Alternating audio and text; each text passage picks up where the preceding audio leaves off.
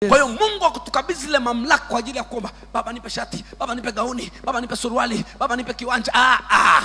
Ulimwengu wa roho unaongozwa kwa mamlaka na mwenye mamlaka na anayejua mamlaka yake. Oh yes.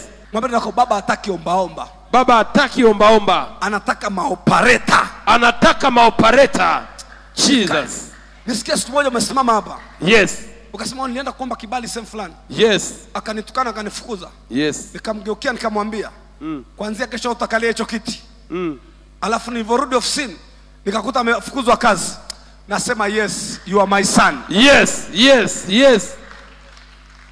Wewe ndio unaopareti katika ulimwengu wa roho. Oh yes. Sio unaanza kulialia Baba katika jina la Yesu. Angalia Baba, nimeenda kunigongea muhuri. Baba shughulika, Baba shughulika. Hadi Mungu aanze kushughulika tena na mamlaka umepewa.